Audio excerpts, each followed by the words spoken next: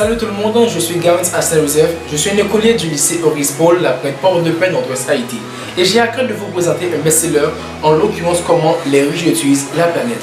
Parce que cette catastrophe que nous traversons dans notre pays aujourd'hui, il était pire dans notre pays autrefois. C'est pour cela que j'accepte ce livre pour vous informer les criminalisations que les classes supérieures font à la classe populaire. Et l'auteur de ce livre est Hervé Kempf et a fait son apparition en janvier 2007 et divisé en 8 chapitres et contient 127 pages, c'est aux éditions du C. Et l'auteur est né à Amiens en France en 1957 et décédé en 2013. Et il nous expliqua comment une classe prédatrice et cupide, gaspillant les prébendes maisons du pouvoir dans les égoïsmes parce qu'ils ne doivent pas être égaux. Alors, il y a quelque chose que nous ne devons pas oublier. C'est quoi? C'est lorsque les riches de la planète, ce n'est pas dans notre intérêt. Ils sont dans les intérêts afin qu'ils puissent tenir le monde en otage. Mais quand il s'agit du monde, c'est le peuple. Et selon l'auteur Hervé Kempf, il y a plusieurs astuces que les riches utilisent pour tenir le monde en otage. La première astuce, c'est quand ils protestent contre tous ceux qui veulent nous aider et ils veulent que le montant qu'on nous a donné les revienne. Et la seconde astuce, c'est quand ils prennent l'argent qu'on nous a donné pour créer leur propre entreprise privée et ensuite pour créer des produits chimiques. Et selon tous les produits chimiques qui ont été créés dans l'espace où se trouve cette usine, elle a partagé une chaleur piégée par le dioxyde de carbone et cela peut conduire à une catastrophe. Mais de la catastrophe, parlons-nous.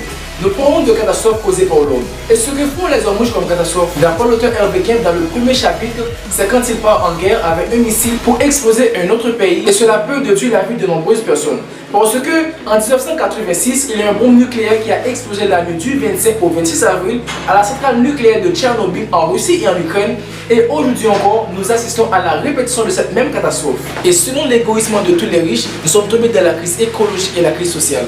Et dans le deuxième chapitre, on trouve la crise écologique et la crise sociale. Qu'est-ce que la crise écologique et la crise sociale? La crise écologique, c'est une crise climatique qui a plusieurs aspects et a plusieurs conséquences environnementales. Par exemple, augmentation de la température, perturbation du cycle des pluies, sécheresse, mais aussi dégradation des écosystèmes. Et pour la crise sociale, c'est qu'on désigne par événement toute crise qui survient brusquement et qui provoque une déstabilisation d'une organisation, État ou entreprise et qui s'accompagne d'une force chargée émotionnelle faisant pêche à cette organisation ses repères. Et l'auteur Hervé Kempf a dit la pauvreté revient après la catastrophe de 1986 parce que les riches ne laissent aucun profit économique dans tous les banques centrales. Il poursuit en disant que la mondialisation de la pauvreté l'étendue de l'influence sur la puissance financière parce que la puissance du monde c'est le moyen économique. Et cela peut rendre les riches sont toujours plus riches que quelqu'un en dessous de lui. Et si la pauvreté est réduite et que le moyen économique de tous les riches sont abaissés, qu'est-ce que les riches et les pauvres peuvent avoir gagné? Les pauvres ne gagneront rien. Parce qu'il y a 3 classes précédentes selon Hervé Kempf qui dit que Pierre Bourdieu déclare la première classe c'est la classe sociale, la deuxième classe c'est la classe dirigeante et la troisième classe c'est la classe populaire. Mais actuellement nous parlons de la classe populaire. Et tous les revenus qui voudraient passer à la classe populaire n'arriveront pas parce que nous avons une classe dirigeante qui ne veut pas nous voir avancer. Et ensuite on se rapproche à la classe supérieure et à la classe dirigeante. Pour la première classe qui est la classe supérieure, on engage la classe dirigeante à leur procurer tous les revenus de la classe populaire. Alors, la classe supérieure paiera la classe dirigeante, paiera la classe populaire. Et souvenons que la vie c'est un enchaînement. Et dans le chapitre 3 et 4, mais ce qu'il dit, la puissance de ce monde c'est les moyens économiques. Et les moyens économiques sont devenus la cause de l'oligarchie aveugle. Parce qu'il veut faire périr une nation sauf la hiérarchie. Mais comment? Selon l'auteur Hervé Kempf, il dit qu'une nation c'est le peuple. Et c'est le peuple qui a fait monter les hiérarchies aux élections. Et pourquoi sont-ils obligés de manipuler une nation dans les pôles économiques? La réponse c'est que parce qu'ils ne veulent pas être égaux. Et actuellement, c'est l'économie qui dirige notre pays.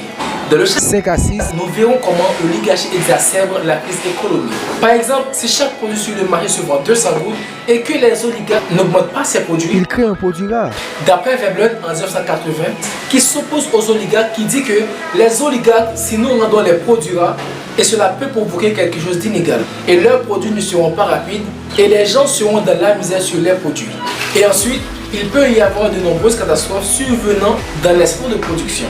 Et c'est ce que Veblen a dit aux oligarques et la classe supérieure de finir son mode d'économie dans l'égoïsme.